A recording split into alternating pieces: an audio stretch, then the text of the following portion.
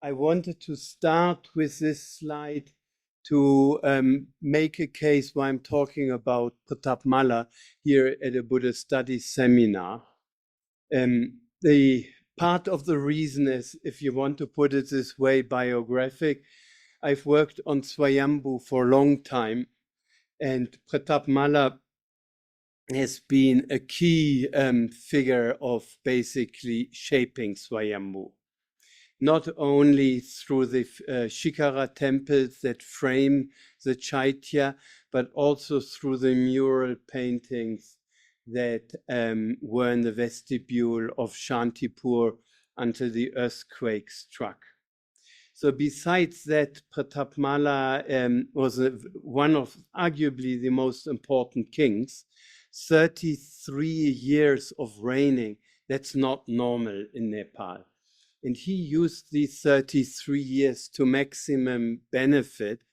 There are a lot of anecdotal stories surrounding his exploits, but I think, at least in my case, they overshadowed some of his accomplishments. The larger picture that I'm walking away with is that he developed a courtly culture that mirrored what happened in northern India in some courts. Jesse Knudsen has actually captured this very nicely in a recent monograph. So I do think King Pratap Malla is a very Indian king in the heart of Nepal.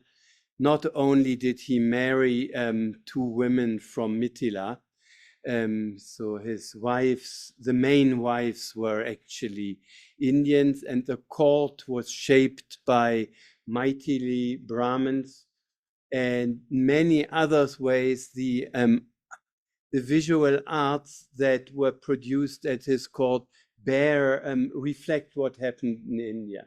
It's not that it's just a copy of what happened in India. It's a real highlight in Nepalese history. But as one would expect, he was in touch with the Indian courtly culture, and he was able to do this because he was very savvy in making money. That's why I have the slide of these coins, his coinage, where you can see his name there. Does this work? It does indeed. So not only that, at his court, even though it does, I believe, reflect what happened in northern India, it was also very important because he brought in Tibetan lamas. The Shamapa was at his court, and the first Jesuits to stay in Nepal, not for a long period, were hosted by Pratap Malla. An Austrian, Johannes Gruber, was the first, supposedly the first known Westerner to stay for some time in Kathmandu Valley. So this is basically in defense of talking about Pratap Malla today. The other reason, but I will try to return to this later. Nepal offers the opportunity of seeing how Buddhism interacts and coexists with non-Buddhist traditions, principally different forms of Brahmanical and Hindu traditions. And the normal narrative is that this is a jolly and friendly and harmonious together. And indeed, it seems there was no real armed strife between the different traditions. But I think we shouldn't be too blue-eyed about the fact that they were competing. So this image here captures a particular narrative very prominent in the Buddhist tradition, which basically tries to incorporate Vaishnavism, the cult of Vishnu, into the larger domain of Buddhism. So what you see here is Lokeshvara at the top being supported by a lion, then by Garuda, and then by Vishnu. So using these stacked up three forms of manifestation of Vishnu as a mount. Obviously, that's a Buddhist perspective, but that we can talk about later.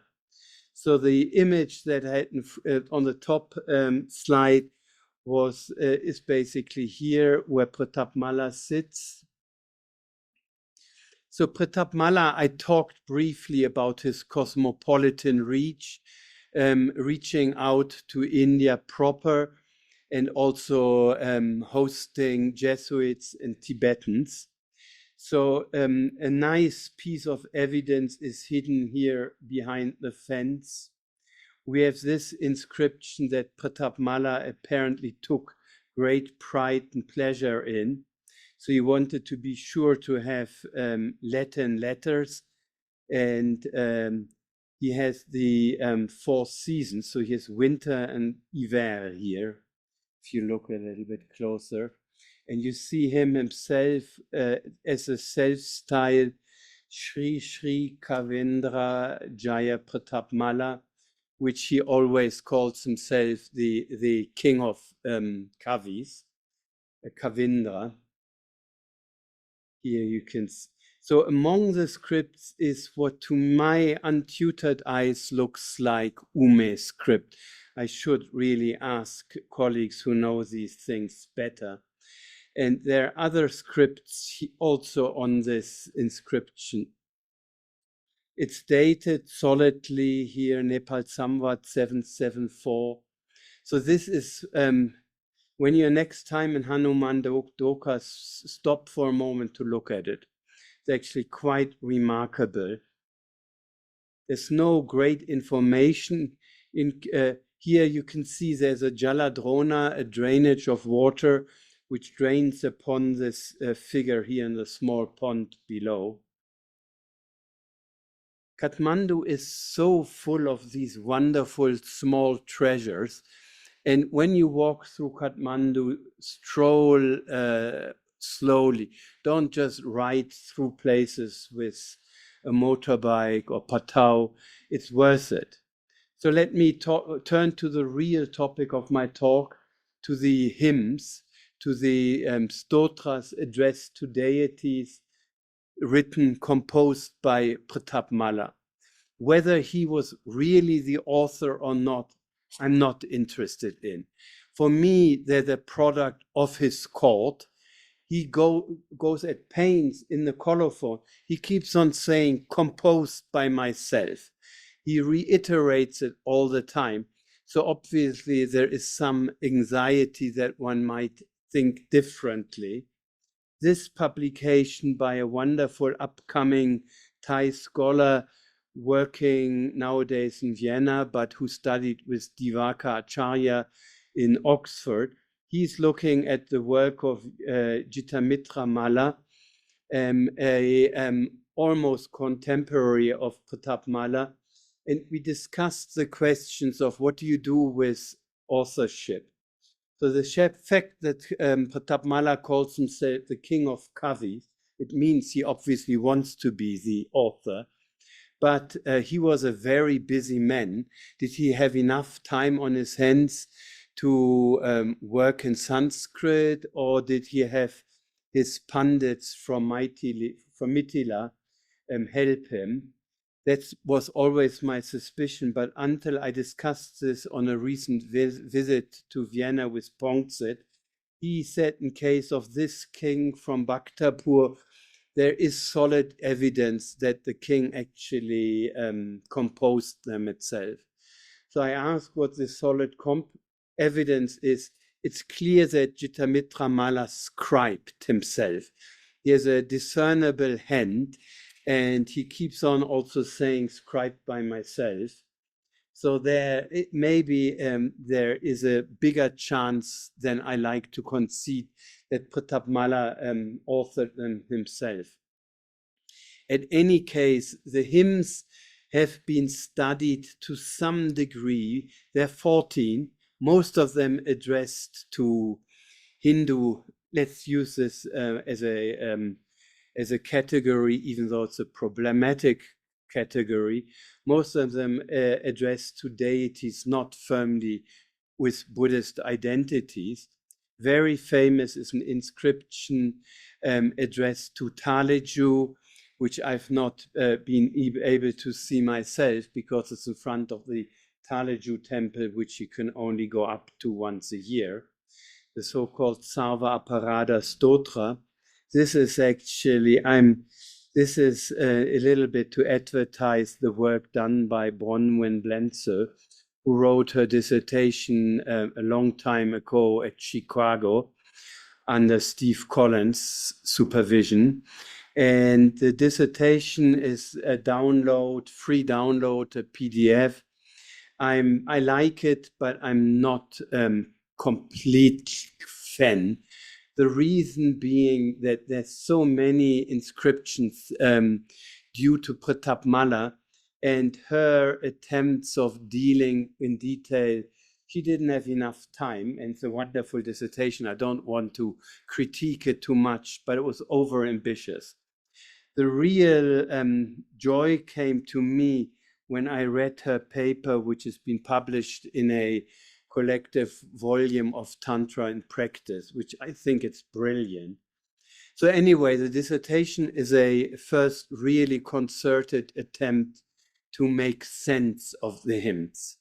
There's some other scholars who've referenced them, Gérard Taufin, a French anthropologist, but certainly not a Sanskritist. And I was very unhappy when Gérard critiques the quality of Pratap Malla's Sanskrit. I think it's a distinct register of Sanskrit. If we use Paninaian standards, yes, the Sunday is not handled very well, but they're songs to be sung, and they have their own rhyme and melody. They're just using Sanskrit in this way. So it's, frankly speaking, it's stupid for us Westerners to complain about the grammar not being fully correct. I don't want to say correct, but I did. Anyway, let's turn to, so among the hymns, there's 3 hymns, big ones, royal inscriptions that are clearly, I would say, Buddhist because they're installed at Buddhist shrines. Most importantly, down the road in Sanku, 1 and 2 more up at Svayambhu. So the one in Sanku has the same stotra that is installed up at Svayambhu. Intriguingly, the name of this stotra, it changes. So this is here we in Sanku, obviously before the earthquake. For me, a site full of interest because I think it brings together various components of the Newa tradition. David Gellner and many others believe this is the most ancient Buddhist site. And I like this small shrine up there because it speaks to my conviction that there's an autochthonous indigenous layer below the more prestigious shrines that Buddhism installed. Among these, for me, is this small temple up at Sanku. This is, as you must have seen this, below is a rock. This is a cover of a rock, obviously turning the rock into a Buddhist chaitya that's adjacent to the, it's here in the temple. You surely have seen this. If not, please make sure when you're up there the next time. It looks like a sidekick to the big temple, but the locals, if you talk to the priests, they all insist this was there first before the big Vajrayogini temple, which, by the way, is attributed to Pratap Malla. So supposedly it was created by Pratap Malla. Whether this, we only have one evidence in support of it. I can show you this in a moment. One inscription, I'm not completely sure, but at the time there was fierce competition surrounding Sanku. Was it under the sway of Bhaktapur or Kathmandu? So it makes sense that Pratap Malla kind of made a statement here.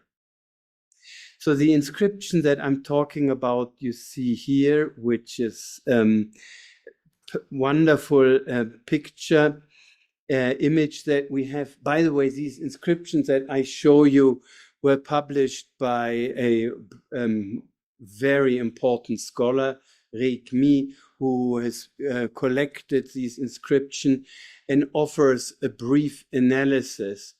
But I suspect his boys in the sweatshop and ran out to these sites. There are mistakes in it, which stupid to critique. But I doubt that his sharp eyes looked at all of the inscriptions he's published. So an interesting detail of the inscriptions, they have a space atop which can be ornamental, or it can be inscribed in either Newar or in a brief summary what happens below. So the inscriptions are in principle in Sanskrit, but the three inscriptions I'm talking about have a substantial Newar portion. So this is intriguing. At the end of the inscription, the middle of the inscription, we find this sentence here, and telling us here, vidadyat, it's an optative, chittipati tilaka, the adornment of lords of the earth, the adornments of King ought. This is an optative. He ought to establish a golden pot. He ought to perform the rapne, to use that term, the pratishta of the temple. So it's King Kavindra Pratapa. And this kind of strange, in the inscription, I would have expected the inscription to record that what Pratap Malla did. He donated a golden pot. Instead, the inscription says he ought to do this. And then afterwards, it kind of mentions the raga, the raga and the tal to be sung for the stotra. So that's interesting information. And reading this together with Monica and Matteo, another wonderful student that we were gifted with from RYI, reading this together, we were wondering whether the scribe of the inscription had a paper note that had been produced with instructions about the rituals, basically telling the priest what has to happen and telling him the raga and tal to use when the stotra is sung. The stotra is really a song. I call it a stotra, but ultimately it is a song. And it raises the possibility that the mason, the stonemason, who inscribed this wasn't probably a Sanskritist, and he was just copying it from the manuscript without making some changes. It might not be the case, but the fact that we have an optative, it's bizarre. And here, by the way, we have the evidence that Jaya Pratap Malla donated this temple. So we have Jaya Pratap Malla Devana, Twadevala, Dangava, Gajula Chayava, Tama Shloka, Mechingava, Sahasnasa, Choyava, Stotrayanga. So he, King Jaya Pratap Malla, constructed this temple, and he offered the Gajur, the finial, Tama Shloka, that I interpret as himself. He composed the shloka himself and tied it into a song, Tem Me Chingava. And the term Sahasa Nasa Choyava Stotrayanga, that basically means having it inscribed in a royal inscription. So this is just to a little bit advertise that these inscriptions really merit study. And there's a lot of information encoded that people haven't really looked at. So the sister inscription is standing here up at Svayambhu. This is one of the Shikara temples. This one is known as Anantapur. because it's identified with one of the wives of Pratap Malla. And here you can see Anantapur in this scene. I think this is up at Hanumandoka downtown. And the inscription has, again, a kind of part, the top section here is set apart from the inscription. I think in this case, it's a Newar version. So basically there are two, it's a long inscription if you look at it here. The text is identical. Strangely, the script is a little bit different. One looks more like Nagari, the other one looks more like Bujimol, but it's the same text, identical. So here is the Newar section on top, and then the real text starts. So the Newar, this Newar part is missing in Sanku. So one intriguing,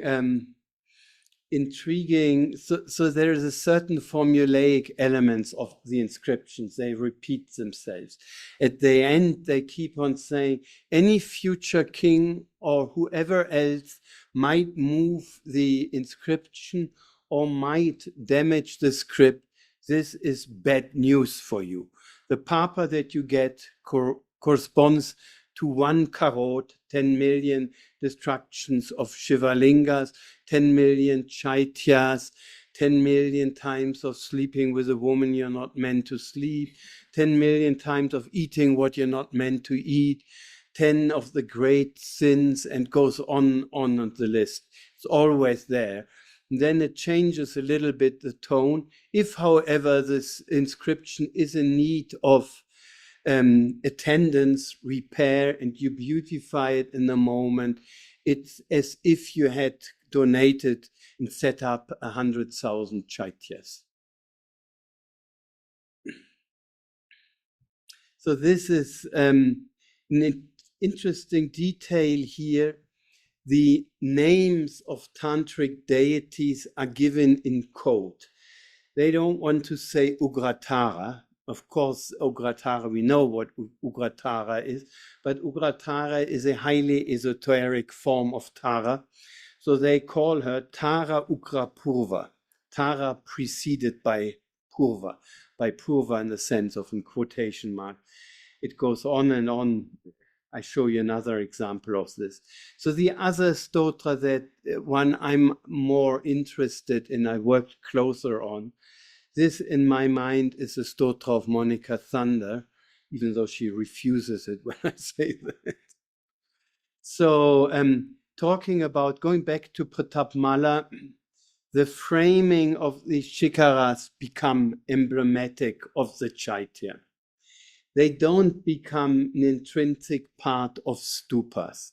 That's interesting for me. What happens up at Svayambhu is often copied elsewhere. However, the shikaras, the temples here, are normally not copied. In this painting, which is basically recording the rite of Laksha Chaityas, of donating 100,000 small clay chaityas, which are all here at the bottom of the stupa. The stupa here is not Svayambhu, it's a stupa. Because it's a stupa, it doesn't have the shikaras. But up here in this wonderful painting, Tanka, which is in San Francisco in the museum, you must have seen it, Swasti. So here are the principal Buddhist sacred personas, Svayambhu, and the white Karunamaya Janabhadyor, the red Karunamaya Bungadyor, and it shows it with shikara. The Svayambhu is shown as framed by the shikaras. Once Pratap Malla did this, it becomes emblematic of Svayambhu, but not of stupas in general.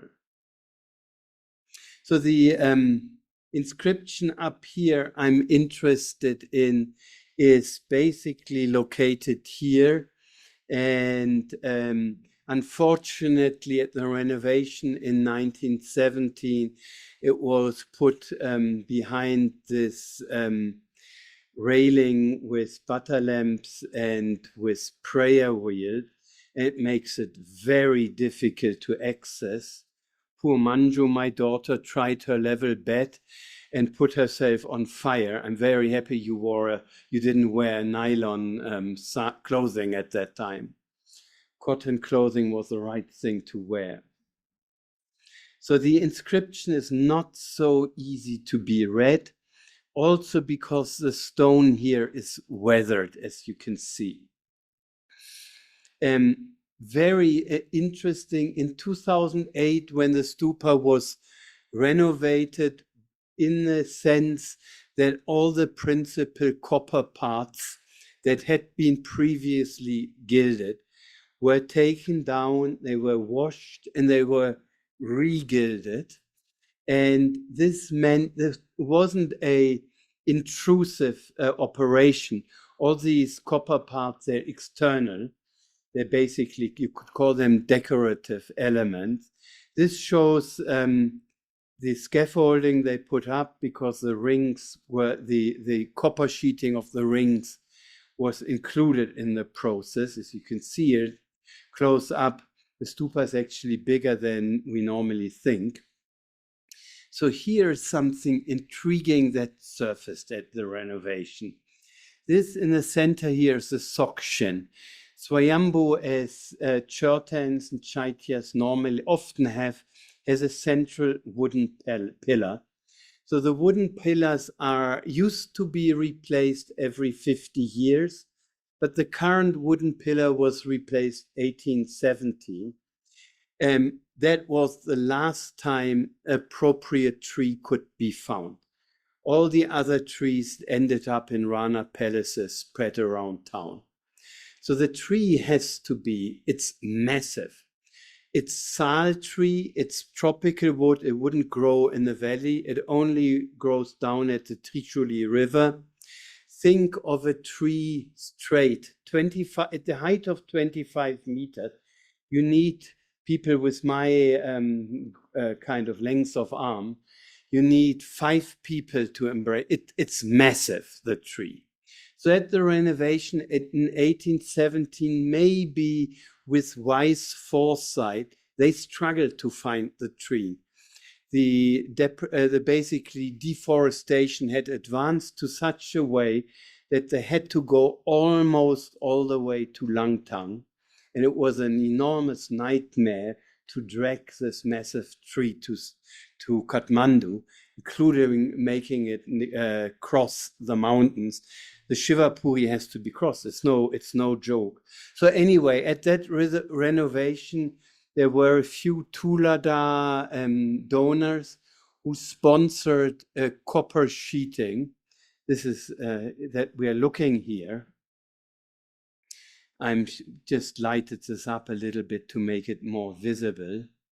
So intriguingly, the copper sheeting does have a donative inscription. Here they identify the Sokshin with Avaduti Sa on the Avaduti. So it's obviously a tantric interpretation. Think about tantric yoga of the Sokshin. Anyway, this is not so important for my purposes. It was covered in copper, and as always, the Tuladas I identified. Tulada, they're from Nieta, Indra Devi. We know exactly where they're from and their names and so on. So intriguingly, on the Yashti, in addition to this inscription, this was found. It wasn't really, I don't think anybody had realized that it's in place. Obviously, nobody gets to go there. You cannot climb the stupa unless you're a Buddhacharya. And the Buddhacharyas only allowed to do it when they have good reasons, rituals or building work. So this is not, nobody crawls in there looking at the Yashti. But at the renovation, fortunately, detailed pictures were taken. So when I started to read this, I was amazed to discover that this is identical to the stotra inscribed on the rock, which I showed you in a moment ago. And for a long time, I've been puzzling, where did this come from? And who came up with this idea of putting this up? So I've been toying with the idea it must have always been around the stupa, but the stupa in the past had no cover, and they wouldn't have nailed it to the tree. And so I've worked through the historical records of the renovations. All details are recorded. Whatever happened, whatever's taken outside of the stupa, we know everything. Had this been what happened at a previous renovation, this would have been recorded. So the better solution to this riddle was offered when I discussed this with the Thai scholar who I mentioned, with Pongse. He pointed out to me that some of the stotras by Pratap Malla had been actually inscribed on copper sheets. Most importantly, the Sarva Aparada stotra up in front of the Talaju temple. So apparently this was done. And the script, I'm not a great expert of scripts, but there's no reason to believe that this doesn't date to Pratap Malla's time. Also, these Tuladas, they wouldn't have been interested to somehow have it re-inscribed on some copper sheeting that nobody would see later. So the only reasonable explanation is that they had this covered, and somebody had this, maybe even the king, who knows, maybe part of what was in the royal treasure, or some Tulada who have close links to Svayambhu traditionally had this and said, why don't we put this up there? Anyway, this is, by the way, the only other evidence of this witness. In the 1980s, Niels Gutschow, who's done a lot of work, was able to convince the Buddhacharyas that he was allowed to have one of his Bhaktapur assistants to go up and to take a rubbing. So we have this also. So in support of Pongsit's suggestion that this copper sheeting, that is what they do with stotras.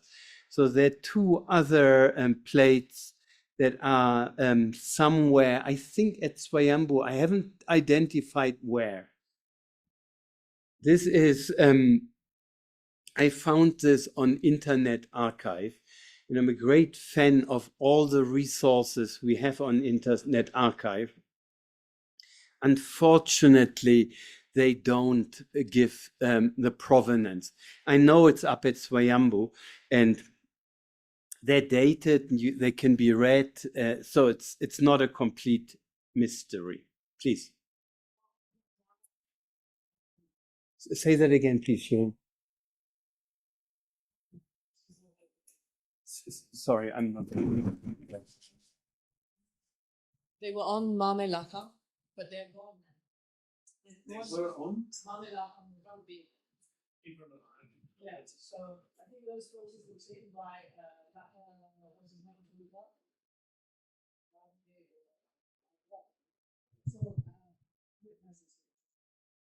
So they disappeared. And I think they were all somewhere. Yeah, you're right. I think that makes sense to me. Thank you very much. I'll ask Amrit when I see him. Anyway, the point is that I was talking about this as an additional evidence for the stotra. So part of what I'm trying to achieve by pointing this out is when one works with inscriptions, it's good. They're often weathered, and it's not always the ultimate truth. Inscriptions are also a process of, first things are written on paper, they have to be chiseled into stone. So we have the kind of proclivity of privileging stone inscriptions, But against this tendency, look at this manuscript of the same stotra, which we have in the Asasafakoti archive.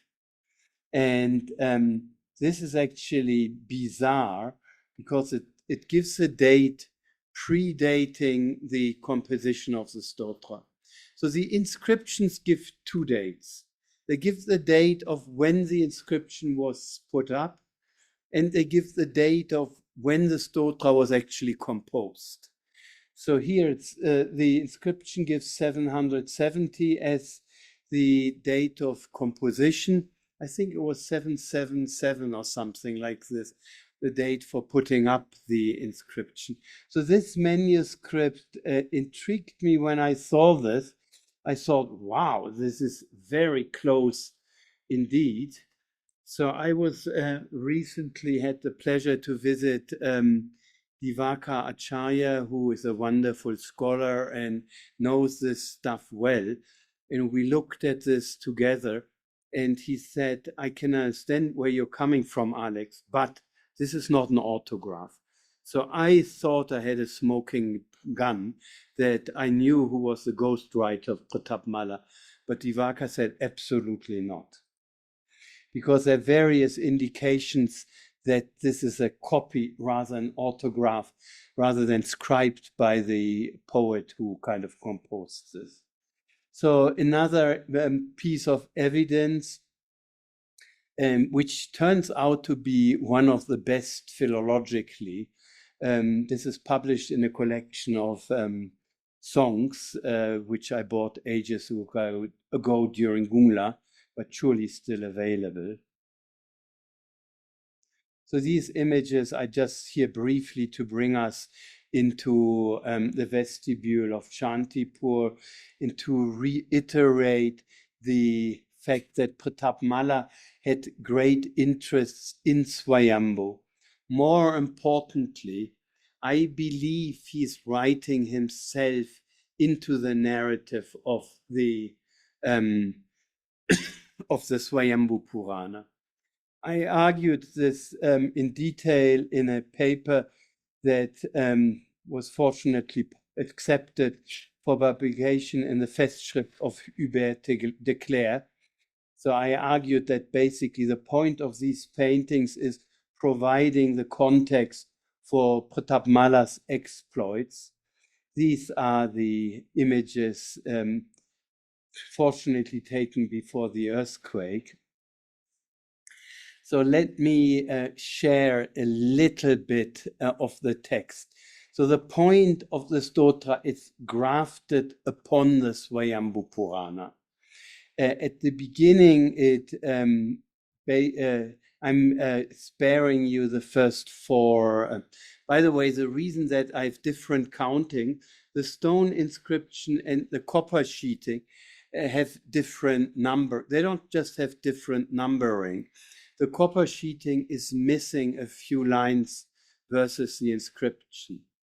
But again, I would caution, who knows, maybe somebody added something when the inscription was done in order to kind of add something over the copper sheeting. We don't know. Anyway, that's the reason why I have this. And so as you can see here, in the first verses, first 4 or 5 shlokas, whichever counting you want to take, the whole narrative of the Svayambhu Purana is repeated. The beauty of the lake that once upon a time covered the Kathmandu Valley is extolled. All kinds of different trees are mentioned, the different fowl, birds, beautifying the site, not just by being pretty, but also by bird songs and so on and so forth. It goes on and on. And then at this point, the stotra starts in earnest. So it's the first time that we get the refrain. The first 4 lines don't have the refrain in which the principal deity is invoked. So it's not, the deity is here not identified as Svayambhu, but as Shambhu, which sounds similar, but it's more of a Shaivite identification of the supreme divinity. So the refrain, I translate it like this. Also look that instead of saying Dharma Mayam, it's Dharman Maya. So that's kind of a smart move, because in the Svayambhu myth, the Svayambhu is radiant, it's pure light. So it's also, instead of having Dharma Maya, it's made of light. Somehow this is done with obviously care and thought. To translate these, it's not easy, to be honest. I worship the Lord, and suddenly I worship the mantra that has been venerated by the Lord of Munis, i.e. Shakya Singha. Kind of, I thought it was very bizarre. Okay, the mantra is Adya Shat Akshara, that works for me. It's primordial of 6 syllables.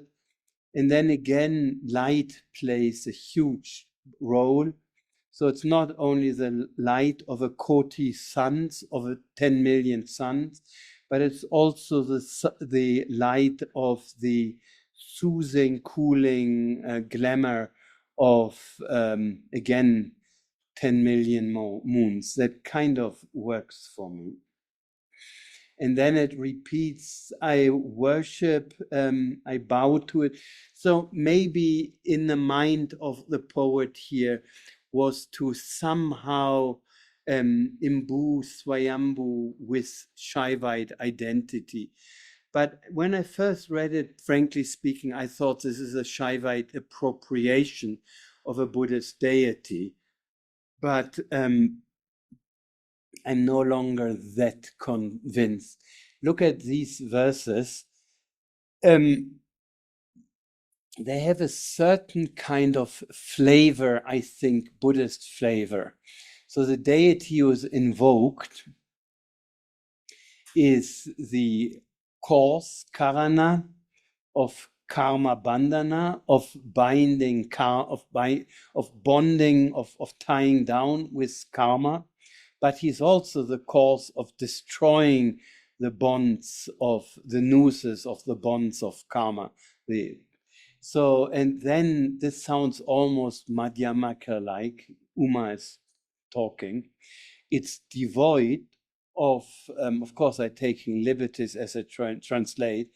It's free of dualities of rupya and rupaka. I translate this as to be depicted and depicting, free of to be meditated upon, to be complicated, complemented,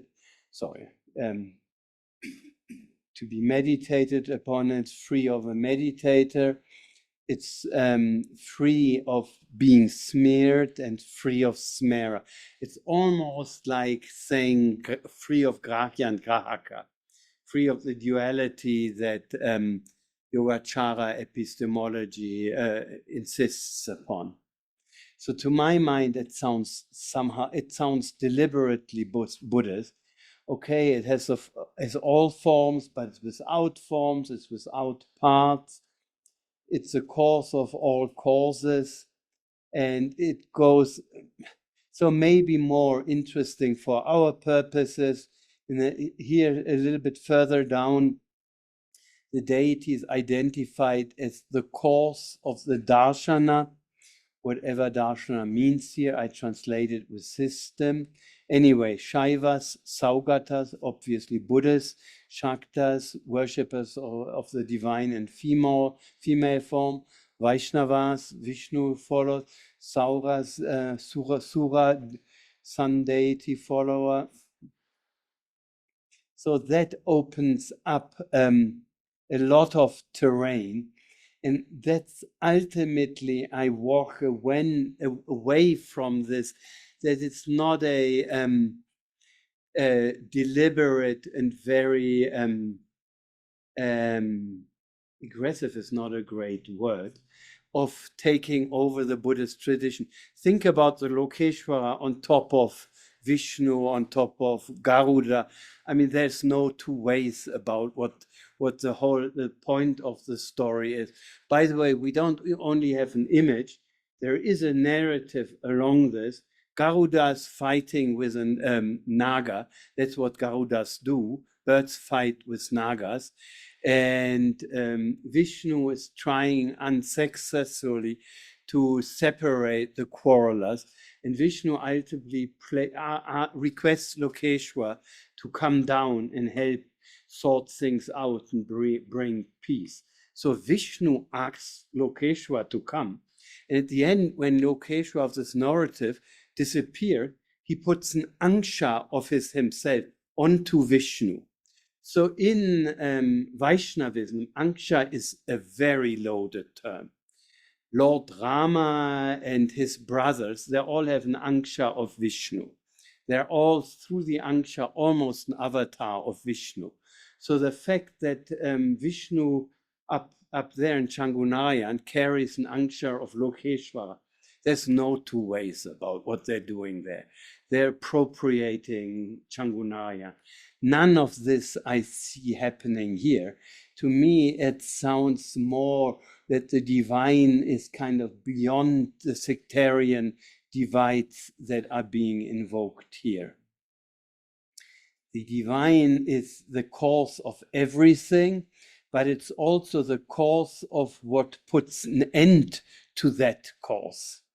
And then this, I've struggled a long time with this. The divine is basically makes a possible life, if you want to put it this way. Old age, youth, Yauvanantaka, all I could come up with is adulthood, but definitely infanthood here. So this is beyond sectarian lines. That's what I'm trying to argue. So let's not spend too much time with what the stotras do. This is kind of interesting. I mean, you must have read the Prajna Paramita and other Buddhist sutras.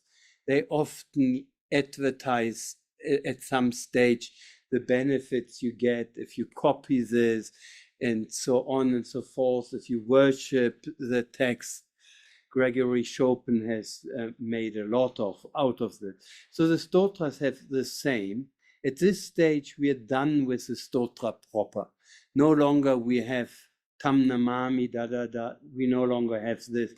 But there's an advertisement, as you can see here, of the benefits of the shlokas.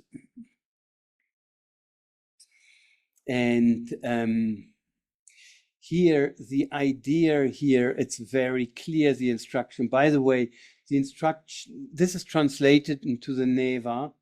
So there's a lot of advantage of studying Nevari. Also, if you're just in Sanskritist, it's nice to look at what the Nevas do. So here at this point, I wanted to know, what does Uktalakshana mean? And since it's so difficult to pass them, I was tempted to move the M here, like Mukta Lakshana. I thought, when I struggle with text, I just like to toy with different possibilities. But once I looked at the Newar, I gave up, because the Newar text is very clear. It says the characteristics uttered, mentioned in the Shastras. And here, when I was looking at this time, Mukta Mukti Pradam, again, I was tempted to think that it could be Vinashana Karanam, accusative, and then Ukta Mukti Pradam. I thought, Ukta Mukti, what's this? And at the end of the day, I like what the Newa does. It calls the supreme liberation. I think it's a liberation of the liberated. And it says very clearly that this happened at the time of death. And anyway, the text also in Sanskrit and in Newa says it's to be recited every day for all of these benefits accruing. So the stotra is basically advertising itself as a text to be learned by heart and to be recited and sung. So Divaka, with whom I discussed this, he kind of, I showed you before that in Sanku, they mentioned the raga and tala. He wasn't as surprised as I was. He said, it's obvious. They want these stotras to be sung. The bhajan group is turning up, and they can look at the Shilapatra, so they know how to do it musically, what raga and tal to use. So let's look at a third stotra. It's also from Svayambhu. We are back in the vestibule.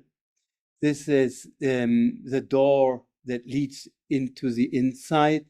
And next to here is the other inscription that's known as Vrishti Chintamani, that these days I'm working together with my friend and colleague Samuel Grimes to prepare a sound translation. By the way, as a brief aside, the space here is a space, a normal agam, which of course monasteries have agams in Kathmandu, Patan, and Bhaktapur. You have a space in front of the door leading into the inner inside. This space is only for people who belong there, not somebody like me. So in Svayambhu, I actually have access, but in normal space, you don't have access because it's only for initiates, and normally that's a space where they do their agamic guhya rituals, but they also have the same divide. They don't have such a wonderful copper door. What they have is a curtain. This is basically the design of the curtain drawn for me by Sarvagnatna Bajracharya, the son of Ratnakarji. So this is clearly the same here. This cannot be crossed. You're initiated in an ordinary monastery. You took Diksha, got all of the initiations. You get into the space in front of the curtain. You don't get behind. Who gets behind? The Takali, the eldest of the group, and the priest who is basically officiating for the group. So in the case of Svayambhu, the priest comes from Makan Bahal, from particular lineage. So it cannot be crossed. And after the earthquake, shortly after the earthquake, when I came back and I discussed with the Buddhacharyas and what are they doing now, how is this going to be repaired, the door was still standing unopened. And I said, well, these are bad times for you guys keeping the sanctity of the doors. I said, no, we keep it. We lift on we winch the workers up. They were basically pulled up with a pulley system, and they were zoomed over and then descended into the room. Yes, they ended inside, but they were not allowed to cross the threshold. Let's have a look at the inscription a little bit more. By the way, a lot of these images that I have of the inscriptions, I owe to enthusiast Newars who are doing a great job of protecting their cultural heritage. This was a group from Patan who came out, washed the inscriptions, measured, and took decent photography. So let me briefly walk you through this particular stotra. So this is a change of scene. First we are in Sanku, and it's directed, the deities Vajrayogini, Ugradhara, and worshipped in very kind of Vajrayogini-esque terms. The iconography of the goddess being invoked is specific to Vajrayogini. So here we're in front of this door, and inside this is basically, arguably for Kathmandu Buddhists, the entry to the innermost sanctum where the whole tantric tradition is alive. mainly different versions of Samvara, Mahasamvara, Chakra Samvara, but the deities here are addressed in somehow tantric terms, but not very specifically. It's again, the Sanskrit is not entirely clear, and all these accusaties have to be, in my reading, to be read as an object for a verb like I venerate. So these are long compounds qualifying the divinity. Divinity here is male first invoked. And when I decoded the first pada, I thought, oh, wow, now Pratap Malla is really subordinating Buddhism. So the feet of the deity basically have the sparkle, the reflection, the sparkle of the jewels in the crown of the Sugatas, of the Buddhas, who bow to the deity. I thought this is very clear language, but later the deity becomes, I don't have this here, just in the interest of time, I omitted the text. Later the deity is identified as Hivajra, Kala Chakra, and there's no real doubt about the Buddhist identity of the tantric deity here. Again, playing in Sanskrit a little bit with the preface. So here is an interesting verse, which I kind of believe captures somehow what goes on in the mind of the court poet. Maybe it was Pratap Malla himself, or the court poet was somebody else. So it says, I venerate who is sung of as the Mahabuddha, great Buddha, in the assembly of Buddhists. So the Buddhists talk about the deities Mahabuddha, and the Pashapatus sing about him as Shiva, so the Pashupata renunciants, and the Vaishnava Gana Prakati Krita Vishnu. So for them, the deity becomes manifest Vishnu among the Vaishnava, among the crowds of Vaishnavas. Suddenly it's Vishnu. And then it says at the end, I think it summarizes the logic. To be honest, this is a creative and translation which is not, which can be attacked, but I'm very happy that Divaka said you will get away with this. So Divaka for me is the person to go to. So Sahishnu means with kind of bearing, allowing for to be, you're allowed to be known yourself in the necessary form.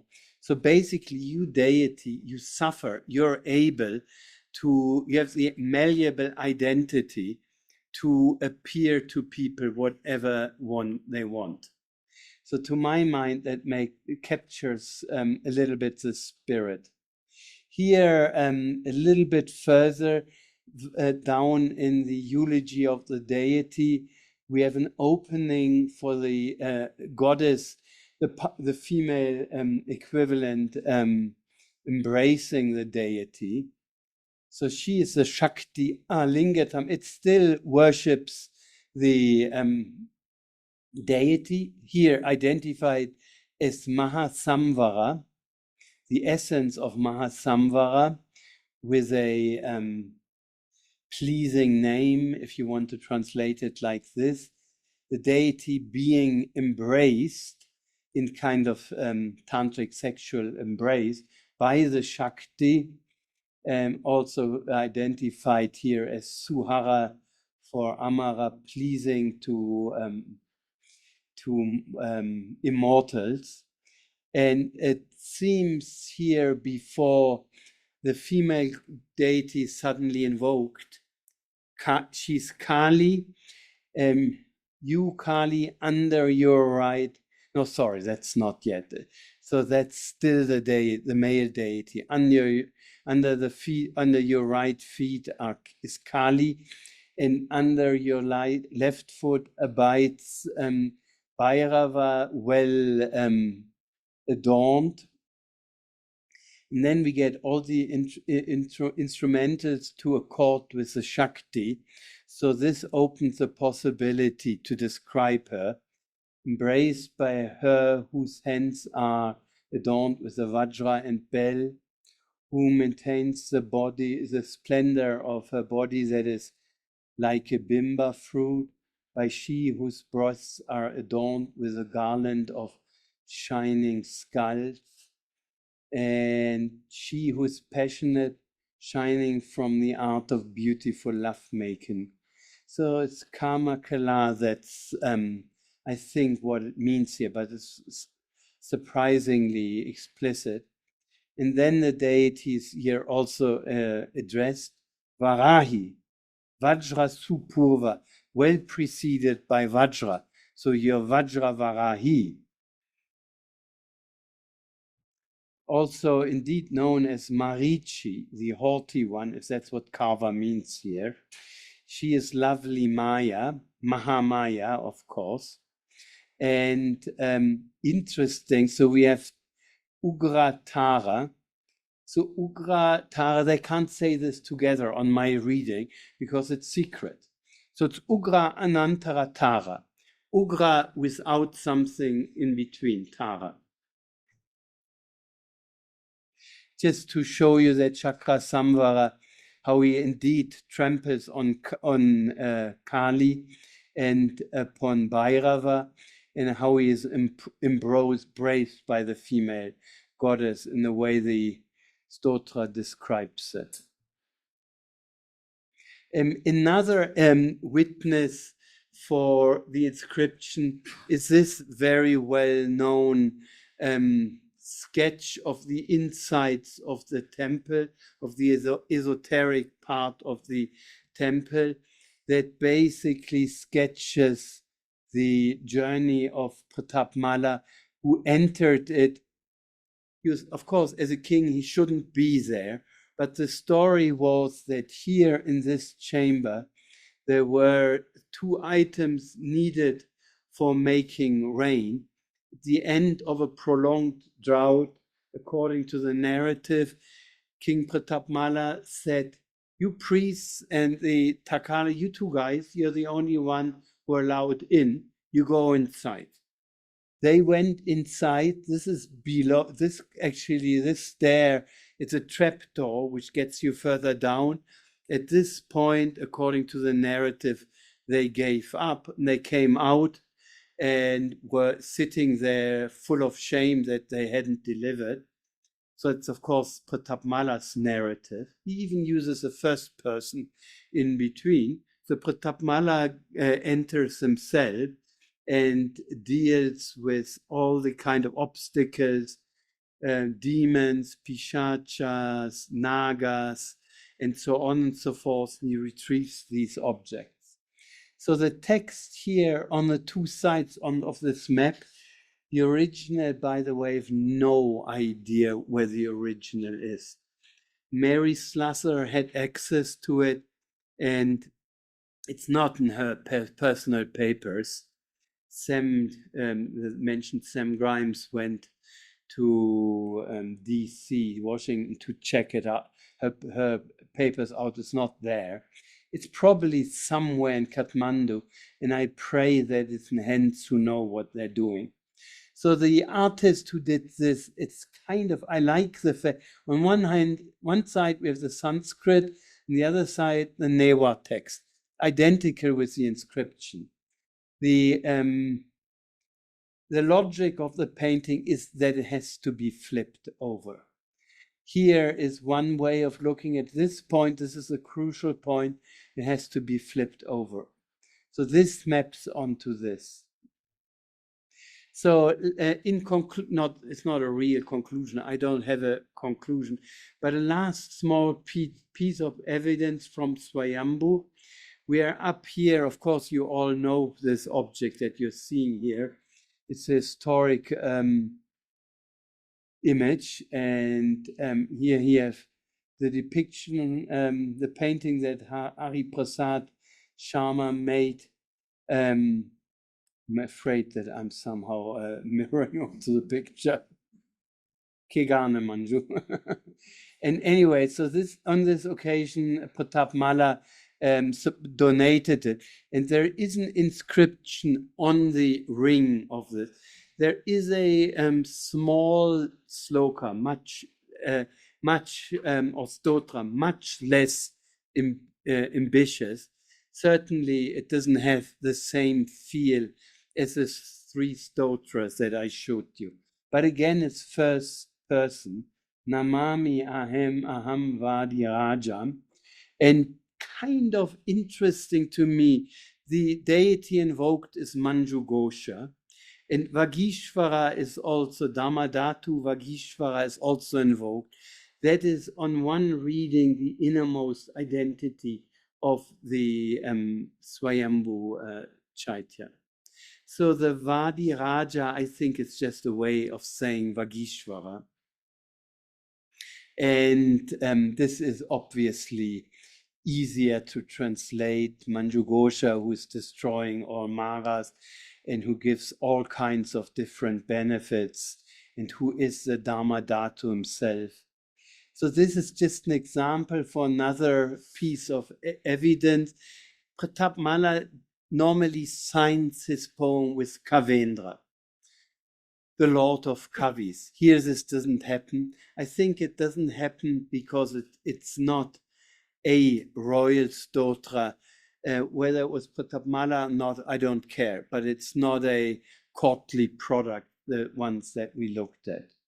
Thinking about hunting for hidden stotras, this is the second oldest, actually the oldest manuscript version of the middle-length version of the Svayambhu Purana. Somebody, the copyist, either composed it himself or had access to a different stotra here in the margin. Of course, manuscripts, you add additional text in the margins. So this is kind of, I thought it's a sweet moment. So Manjudeva, who's come from China, in order to basically make Svayambhu accessible by draining the lake, and before he cuts in Parping, close to Parping, close to Jalabinayak, below Choba, before he does this, he has to seek, obviously, for forgiveness, because it's an act of violence. So somebody came up with the idea, this necessitated a stotra invoking Dharmadhatu Swayambhu. So I don't really have a proper conclusion. I think the different ways Hindu and Buddhist traditions interface in the valley, they differ. We have to look at different cases. This particular case, there are no two ways about it. Also in art and in narrative literature, the material I showed tells a different story to my mind, to King, who I don't think thinks along sectarian lines.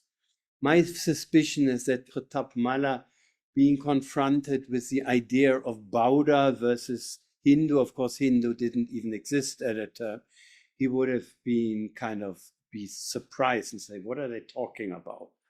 This is kind of the categories that we may bring to this are not fruitful. I don't want to say this kind of research is not fruitful. Actually, Petra Lambertson just completed her dissertation with me. So if I was saying this is fruitless, this wouldn't be good for me. Anyway, I think we have to look.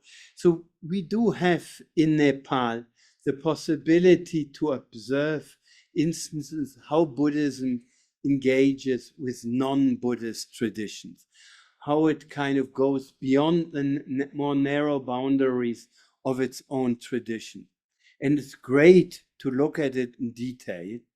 And I do think it's worthwhile. We have texts and we have material culture like this wonderful object here. And we have the reality of rituals. I worked a lot on old age rituals where there's a lot of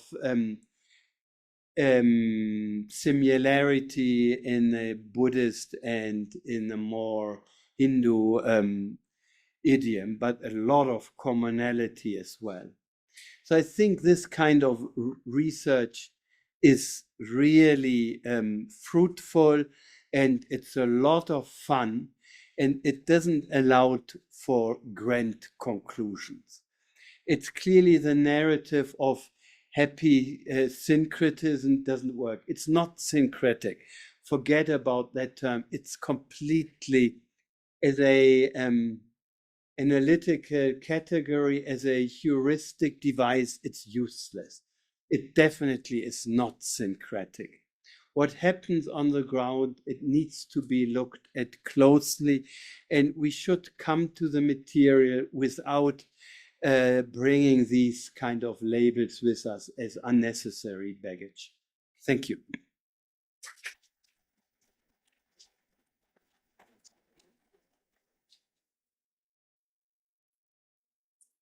Sorry for going over time, but I started late. We started about 15 minutes late, so we can take 15 minutes for some questions, if anyone has any questions. Yes.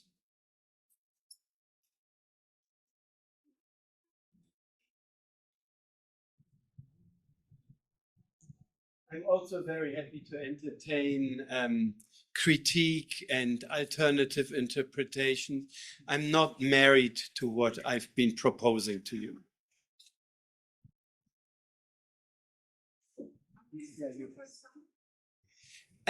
Are these stotras still sung today? Still today, I don't think so, but they're clearly to be sung. So when I looked at them with Divaka, who is great with this stuff, he immediately started to sing them. And it brought me back in time in the 20 years ago when I hosted a wonderful Sanskritist from Germany, the late Michael Hahn. And we looked together at these materials. And as an ambitious, overambitious, stupid Sanskritist, I had changed the Sanskrit everywhere. And he looked at me and said, don't, never change the Sanskrit. If it ruins the meter, if it ruins the rhyme, you're wrong. They can rhyme, they can compose stotra, they don't care about something, don't interfere. So they're sung. I mentioned briefly the work by Jesse Knudsen, a recent monograph that he published.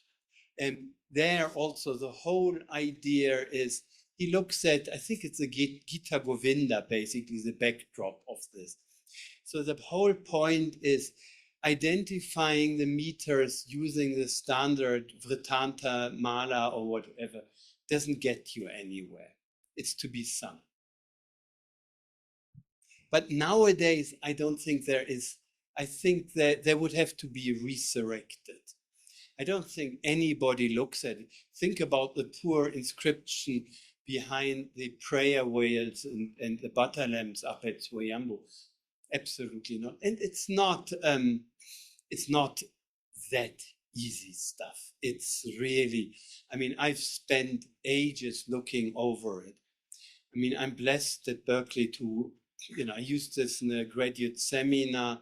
And as I said, I have these wonderful students, some of them trained here, and my colleague Luther Obrecht joined. So we turned this into larger workshops. So I've been running these stotras by colleagues who are much better Sanskrit than myself. And together we slowly make progress. So you can't expect the nietas to arrive next to the stone and suddenly to start singing. It would require concerted effort. But at least the stotras are in this booklet of Stotra Sangraha. So we're at the brink of Gumla. Actually, the praise of this particular stotra is very explicit. Daily recitation is good, but particularly during the month of Gumla, the benefit is supreme. So maybe this would be a fun project to work with the bhajan groups in Kathmandu to convince them to start singing it. Unfortunately, I'm tone deaf, so I would be the wrong person to do this. Yeah, hi. I'm wondering if you can speak to, another potential place of overlap, which I think has been discussed quite a lot by different people, is the Pancha Tathagata and then the Panchavaktra, Shiva and Pashupati. And, you have the Linga Chaityas, and then you have this, I've heard that in Pashupatinath, they actually worship the Tathagata and put a crown on Pashupati. So are there any... That's not just anecdotal. Right. So I've been interested in this. There is so much kind of recurring report of this. It happens, I think it started maybe at the Kumbheshwar temple, close to Kwabahal in Patan. Virat might know more about it. It's happening there also, isn't it? In Kumbheshwar, they still do it. Possibly, we don't know if they did or not. But in Kumbheshwar, every year they put this crown with 5 Buddhas instead of 5 faces of the Shiva. So it's happening in Kartik. It's October. I think it's all the way to November even this year. So that particular day, they put this the metal cap, which is not usually it has like 4 faces of Shiva, Sadhya, Jata, Baman, and others. But in this particular day, they put it for like whole day, and they only remove it next morning. And that you can. This one actually is the Tathagata. Yes. In different forms of Shiva. Yeah, these are all like it's on not only the face, but it's like whole figure of Pancha Buddhas, the 5 dynamic Buddhas. And are there any examples in the stotras and the inscriptions? Sorry, just allow just as a brief follow-up. Is this publicly accessible or this is done behind closed doors? This is the publicly accessible. Oh, wow. So have you seen examples in stotras or in inscriptions for this kind of syncretism or that kind of connection? That explicit not. But think about the stotra. It starts to invoke the Dharma Dhatu as Shambhu and talks about Shambhu not as Dharma Maya, but Dhamman Maya. So I would argue that this is actually exactly, it's kind of an equivalent to what Virat has been describing. Thank you. I like your question because I do think since I'm trying to make the case for us looking at different case studies and doing this closely, I do think there's material evidence, there's text, but there's also rituals. There's probably even more. But these things we definitely have to look. Thank you, Virat.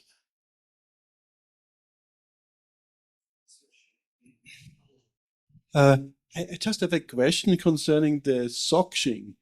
So, is that something that is common in Nepali stupas? Because I heard the opinion that that is something that is typically Tibetan and is not common in outside Tibet. Actually, No. Of course it is. Of course it is. We have it in Boda, but then you can say, okay, it is Boda has been renovated by the Tibetans, right? Svayambhu, I know there is also, have the other stupas, Nepali stupas have the sokshin? Kati Simbu, definitely, and the other big stupas around town, yes. And I mean, the smaller stone ones, which are almost monolithic, but they at least show something that resembles. There's a British scholar called John Irvin, I don't think he's still alive, who worked a lot. He used to be curator at VA in London. So his argument was that the tree belongs in the stupa long before Churtans arrived. So the argument he's made is not everybody's convinced. Part of the argument is all stupas have honorific parasols, and they're above the structure. So they have to be basically supported by a pole. But I think the standard archaeological evidence is that a little bit below the copula, you have a chamber with the relics embedded, and then the poles goes out from that chamber, rather than traversing the whole structure. So Irwin's argument has been critiqued a lot, and I'm not completely convinced. His larger argument is that long before Buddhism appeared on the scene, kind of like it because I do think we have to pay attention to autochthonous and indigenous precursors. So he is looking at depictions, particularly Bahut, the wonderful panels preserved in Calcutta. He's looking at them that keep on showing scenes of worshipping trees. And the trees are often treated as shrines. So there are railings around them. And up to that point, I understand it. But then he suggests something that I find slightly outlandish. So what he says, okay, originally they had these shrines for great trees. They built these structures out. We have the evidence. And then these stupid locals kept on pouring milk over the trees. And eventually these poor trees would wither and die. So then they started to build a larger structure, almost as a monument to the trees that had been killed by puja. It's more sophisticated, the argument, but it didn't really catch on. But the point is that the idea of something being enshrined tree-like, or certainly access, is there also elsewhere. Better known than these obscure essays by John Irwin, there's this book by Snodgrass about the stupa that does mention that as well. But certainly in the Nepalese tradition, there is no two ways about it. A larger stupa needs a sokshen.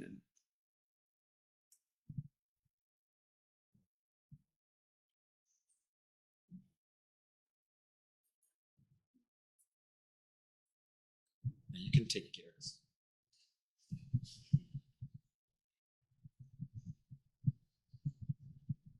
Yeah, you mentioned before about the importance for many of the elder, say, pundits, to keep the stotras exactly as they were originally. And my question is, which I also asked to my friend Eric, is there are still very few traditions that understand the whole idea of recitation along with the awareness of the Upamsujapa, the rising from, Pashanti Majjhima, Vaikari.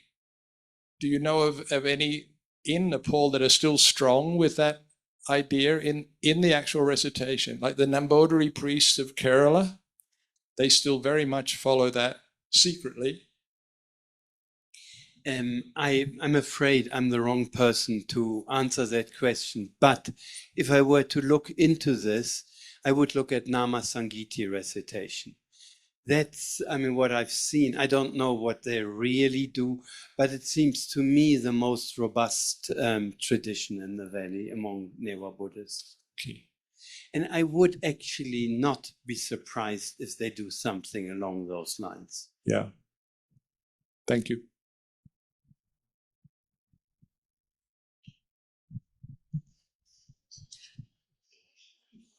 Okay. It's like musical microphones.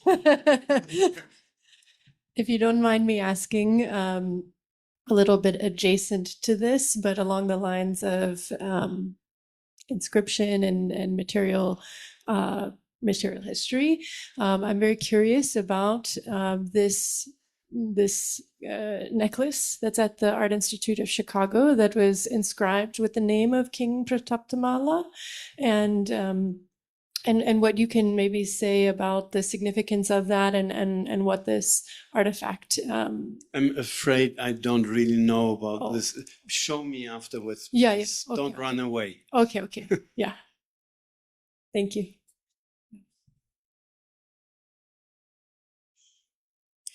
Since one aspect that I didn't mention, I mean, I couldn't mention everything. So he was big on music, not just singing stotras, but instrumental music. There's a spectacular painting of the Tuladan, of the donation, gold donation of his own weight. It's a wonderful painting, and the British ethnomusicologist Richard Widders has kind of identified each scene on that painting. There's these different kind of, but not bhajan group. They're all the different major traditional musical instruments depicted in this painting, which is contemporaneous. And surely Pratap Malla certainly his court had a part in it.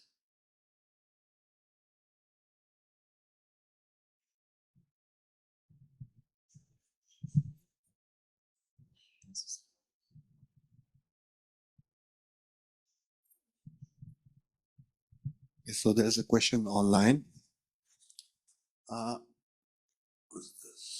Alex Liver asks, you mentioned you initially read Pratap's writing as co-opting Buddhism by a Shaivite, but later changed your view. Do you think this bias of not giving benefit of doubt to non-Buddhists exists among Buddhist scholars more often than not, and why? I think that as Western scholars, certainly when I think about myself, I grew up in a context where religion played almost zero role. However, I grew up in a part where half in West Germany, close to Cologne, half of the people when I grew up were Catholic or Protestant. Not conviction-wise, only how they prayed and where they went. So this was a huge deal for us. Even though it didn't mean religiously a thing, it really translated into identity. It certainly, if you think of European history, the divide between Catholics and Protestants have triggered many stupid and unnecessary wars. So I do think, even though we live in a almost kind of post-religion age nowadays in Germany, where people confessing Christians are actually a minority at this stage, still, I do believe certainly people of my generation are still somehow my thinking is somehow structured in terms of Buddhist versus Hindu. And that certainly kind of informed my initial readings of the stotras. And that's why I think a less partisan reading of Pratap Malla makes better sense.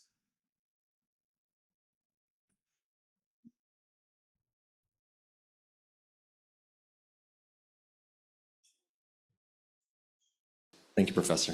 Thank you. Yeah. Thank you for your patience.